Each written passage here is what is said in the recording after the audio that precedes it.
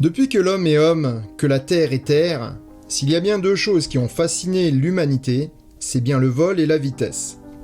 Parfois, les deux ont été réunis, comme dans les programmes X-15, SR-71 ou XB-70 Valkyrie. Puis est venu l'espace, et ses nouvelles frontières de vitesse et de distance. Pourtant, certains d'entre nous n'ont jamais voulu quitter le plancher des vaches, et c'est sur Terre qu'ils ont assouvi leur besoin d'aller toujours plus vite et d'être les meilleurs. C'est leurs aventures que je vais vous conter maintenant dans cette série 100 ans de record du monde de vitesse sur Terre.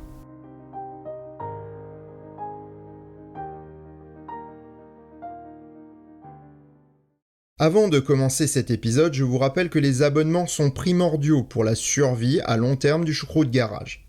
S'abonner est gratuit et sélectionner toutes les notifications à l'aide de la petite cloche vous permettra de ne rien rater des prochaines émissions, mais également de soutenir mon travail.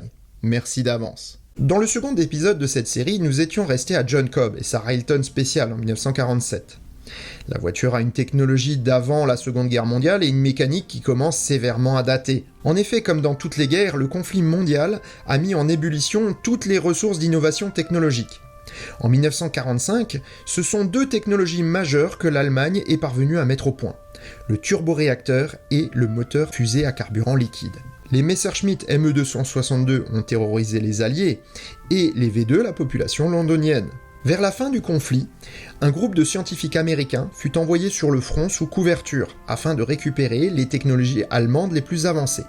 Ce fut l'opération Paperclip. Je vous mets un lien vers cette histoire plus qu'intéressante, racontée par l'excellent Astronogeek dans la description de cette vidéo. Il faudra quelques années aux scientifiques et ingénieurs américains pour mettre en œuvre toutes ces technologies. Dans le domaine des records de vitesse, les moteurs à piston semblent être au bout des développements possibles, et le moteur à réaction des avions semble prometteur. Pourtant, le nouveau départ de la course à la vitesse absolue ne vint pas de l'Amérique, et de ses moyens énormes, mais de la patrie qui a également inventé le turboréacteur. Non, je vous vois venir, je parle pas de l'Allemagne, je parle de l'Angleterre. Si le principe du moteur à réaction a été inventé en Roumanie, oui. En 1917, oui. Et testé par Henry Coanda, il fut développé en France, oui, tout à fait, en Angleterre, et en Allemagne. C'est Frank Whitley qui invente et développe la version anglaise du turboréacteur, et mène les recherches jusqu'à faire voler son premier avion à réaction en 1941, le Pioneer. Mais revenons à nos records de vitesse. Les Anglais sont opiniâtres lorsqu'il s'agit de symboles et d'honneurs, et la noblesse britannique encore plus. La guerre se termine et la vie normale reprend ses droits. Il est donc tout à fait logique que le clan Campbell, sans mauvais jeu de mots, revienne dans la fête. Malcolm Campbell quitte ce monde en 1948 et c'est à son fils de reprendre la quête familiale. Donald Campbell va tout d'abord reprendre le flambeau là où son père l'avait laissé, sur l'eau. Il modifie le bateau de son père, le Bluebird K4, et parvient à reprendre le record de vitesse sur l'eau. Mais un autre Britannique qui ne nous est pas inconnu vient se joindre aux festivités. Il s'agit ni plus ni moins que du recordman de vitesse sur Terre, John Cobb. La mort de Cobb en 1952 dans un accident ne fera pas fléchir Campbell, qui bat 7 records du monde de vitesse sur l'eau grâce au K7 entre juillet 1955 et décembre 1964. C'est lorsqu'il bat le record sur l'eau en 1955 que naît en lui l'idée de reprendre également le record de vitesse sur Terre. Il va alors procéder de la même manière que Genadzi avec sa Jamais Contente ou Seagrave avec la Golden Arrow. Il va construire une auto entièrement dédiée au record de vitesse sur Terre. En 1955, la Fédération internationale du sport automobile a imposé aux automobiles voulant battre le record de disposer de 4 roues et d'assurer sa propulsion par celle-ci. Campbell avait dans l'idée de frapper un grand coup, et clairement, les anciennes techniques moteurs ne permettaient pas d'avoir assez de puissance pour un poids raisonnable. Exit le moteur à piston, mais point de réacteur non plus en raison du règlement. Pour atteindre les 800 km/h voulus par Campbell, la motorisation évidente fut le turbopropulseur ou turbine à gaz. C'est un peu un réacteur sur lequel on a mis une hélice. Cette technique est encore utilisée pour les petits avions régionaux qu'on utilise couramment dans l'aviation, voire même sur les gros transports militaires actuels. Le moteur adopté par Campbell fut le Bristol Proteus, 4500 chevaux pour un poids réduit. Les frères Norris, non, rien à voir avec Chuck, dessine la voiture autour d'un châssis en nid d'abeille d'aluminium extrêmement résistant et d'une carrosserie extrêmement aérodynamique. Celle-ci rappelle d'ailleurs la Railton spéciale de Cobb dans son aspect, mais aussi dans une caractéristique importante pour la stabilité de l'engin, les 4 roues motrices. La suspension est à 4 roues indépendantes et les dimensions et poids sont calqués, encore une fois, sur les caractéristiques de la Railton. Plus de 80 entreprises ont participé à la construction et le prix de l'engin dépassait les 1 million de livres sterling. Même la fortune de Campbell n'y suffisait pas et plusieurs sponsors participèrent au projet. On peut citer Dunlop, BP ou Lucas parmi les plus connus de nos jours. Terminée au printemps 1960, la Bluebird Proteus CN7 s'aligne à la Speedweek de Bonneville sur le célèbre lac Salé en Utah. Après des essais réussis, la voiture s'élance pour sa tentative de record avec Donald Campbell aux commandes. Celui-ci perd le contrôle de l'auto à 580 km/h et ne doit la vie qu'à l'exceptionnelle résistance de la structure de sa machine. Sur son lit d'hôpital, il annonce ne pas abandonner la quête du record et il est suivi par l'un de ses pairs, Sir Alfred Owen. C'est ce dernier qui avait financé une grande partie de la construction de la Bluebird CN7 et propose de la reconstruire. Aussitôt dit, aussitôt fait. La seconde CN7 est en gros la même machine, avec une grande dérive supplémentaire pour améliorer la stabilité, et une protection de cockpit en fibre de verre. Pendant la reconstruction, Campbell se met à la recherche d'un nouveau site pour son record, car il ne veut pas retourner à Bonneville. C'est BP qui lui propose le site du lac Eyre en Australie. Il n'y a pas plus depuis 9 ans et la piste disponible fait 32 km, ce qui est l'idéal pour une tentative de record. Fin 1962, la voiture est prête et expédiée en Australie. Les essais viennent à peine de commencer lorsque la pluie s'abat sur la région. Les essais ne peuvent reprendre qu'à partir de mai 1963, mais la piste n'est plus aussi bonne en raison de l'humidité. Pire, le record tombe en septembre 1963 à Bonneville, mais est invalidé par la Fédération internationale car le véhicule ne dispose que de 3 roues et est propulsé par un réacteur. La Fédération de motocyclisme reconnaîtra le record et aux yeux du monde, le record de Cobb est battu. Donald Campbell tentera courageusement en 1964 de battre le record, mais le lac Eyre est une piste bien moins favorable depuis les pluies et il doit se contenter d'une piste à la longueur réduite et partiellement inondée. Bluebird parviendra à atteindre 648 km/h avec une pointe sur le dernier mile à 690 km/h en juillet 1964. Campbell jettera l'éponge pour retourner au record de vitesse sur l'eau qui lui coûteront la vie quelques années plus tard. L'époque des records britanniques se termine et ce sont les Américains qui reprendront le flambeau. Comme je viens de vous le dire, le premier à battre le record le fait à Bonneville, mais avec une machine non reconnue par la FIA, le Spirit of America. En effet, cette machine n'a que 3 roues et ressemble à un avion. En plus, ces roues ne propulsent pas le véhicule. Ce dernier point de règlement sera modifié très rapidement car la fédération se rend bien compte que les prochains records reposeraient sur le moteur à réaction. Spirit of America est une sorte de chasseur à réaction sur roues avec un turboréacteur General Electric de bombardier Boeing B-47.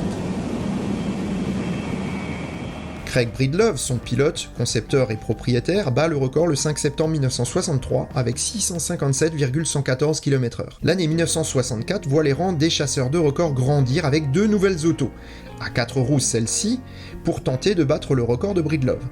Le Wingfoot Express de Tom Green et le Green Monster d'Art Arfons. Détail amusant, c'est le propre frère de ce dernier, Walt Arfons, qui est le constructeur et mécène du Wingfoot Express. Ces 2 machines reprendront le record les 5 et 7 septembre 1964. Breedlove entre alors en lice et s'aligne le 13 octobre 1964 avec son tricycle et fait parler la poudre. Il bat ses concurrents et en profite pour passer le cap des 700 km/h avec une étourdissante performance à 754,33 km/h. Il sent pourtant que sa machine en a encore dans le ventre et 2 jours plus tard, il s'élance de nouveau.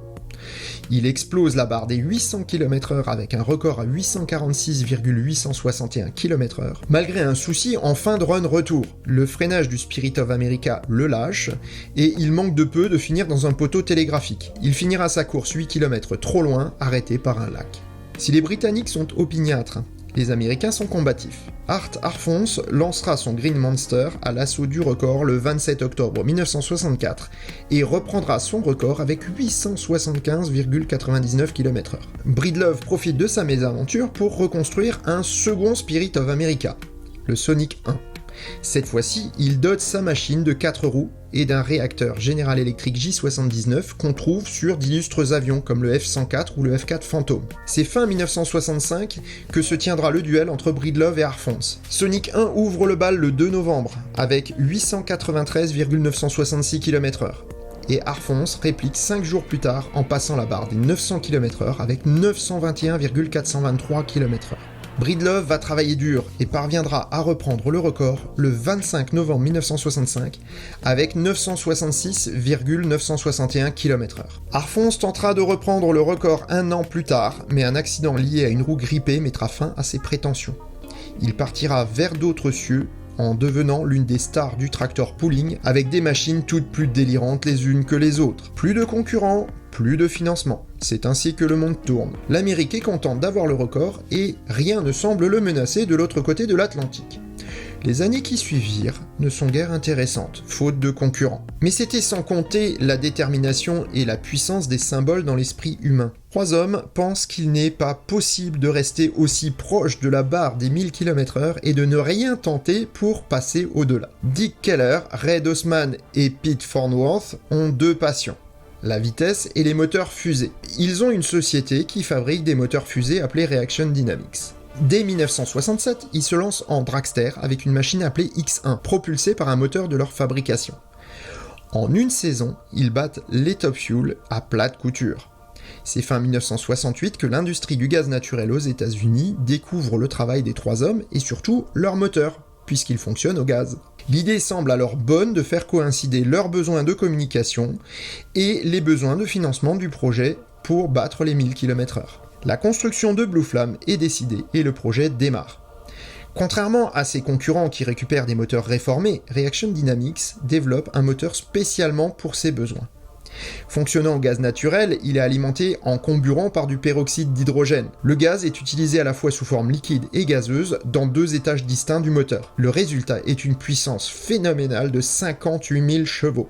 La voiture va demander 250 000 $ de budget et plusieurs ingénieurs pour la concevoir. On notera que si elle a l'architecture du premier Spirit of America, son train avant est fait de 2 roues jumelées pour répondre aux critères de la FIA. La voiture s'élance avec Gary Gablish aux commandes le 23 octobre 1970 sur le lac de Bonneville. Il ne lui faut que 2 allers-retours pour valider le record de 1014,52 km/h. Ce record tiendra jusqu'en 1983. Suite au record historique, la voiture est remisée. Après une tentative pour la faire exposer dans le même musée que Spirit of America, l'auto est vendue à un collectionneur européen qui la cède au Science and Technik Museum de Zinsheim en Allemagne, où je l'ai découverte avec beaucoup d'émotion il y a quelques années. Vous pouvez d'ailleurs toujours la voir exposée dans ce musée. Ainsi s'achève l'histoire des hommes qui se sont battus pour dépasser la barrière des 1000 km/h, et je vous conterai la suite de cette aventure dans un prochain épisode. Mais ne partez pas, car cette partie doit encore rendre hommage à des personnes qui ont toujours eu un rôle ingrat, mais qui ont eu également leur heure de gloire. Je parle bien entendu des femmes qui ont soutenu et inspiré les hommes qui ont battu les records, mais surtout de celles qui ont eu le courage de s'asseoir dans le siège du pilote. L'histoire en retient 4 à ce jour. La première est Dorothy Leavitt. En 1906, elle établit le record féminin à 146,25 km/h à bord d'une Napier K5 à Blackpool, dans le nord de l'Angleterre. Ce record ne sera battu que près de 60 ans plus tard par Lee Breedlove, l'épouse de Craig, sur le Spirit of America Sonic 1, avec une vitesse de 496,492 km/h. J'ai une bouffée de nostalgie lorsque j'évoque la 3e dame de cette liste, car c'est un film sur la vie de cette femme exceptionnelle qui m'a fait découvrir enfant le monde des records de vitesse sur Terre. Kitty O'Neill est sourde, et de nombreuses maladies l'empêchent de faire la carrière qui lui fait de l'œil, plongeuse professionnelle. Kitty devient alors cascadeuse, et avec quel succès. Dans sa carrière, elle participe à de nombreux films comme les Blues Brothers, Cours après moi shérif, ainsi que de nombreuses séries. Bill Frederick lui offre en 1976 la possibilité de piloter le SMI Motivator, bolide conçu autour d'un moteur à peroxyde d'hydrogène comme Blue Flame, mais à seulement 3 roues. Kitty établit le record féminin à 825,127 km/h avec une pointe à 999 km/h pendant le run. Or, dans cette tentative, Kitty n'utilise que 70% de la puissance et estime qu'elle peut atteindre 1100 km/h en utilisant toutes les ressources du moteur. Si Frederick est d'accord, Kitty se heurte au sponsor de l'opération. Le contrat de la cascadeuse ne porte que sur le record féminin, et la société de jouets Marvin Glass & Associates a déjà produit les figurines du pilote masculin.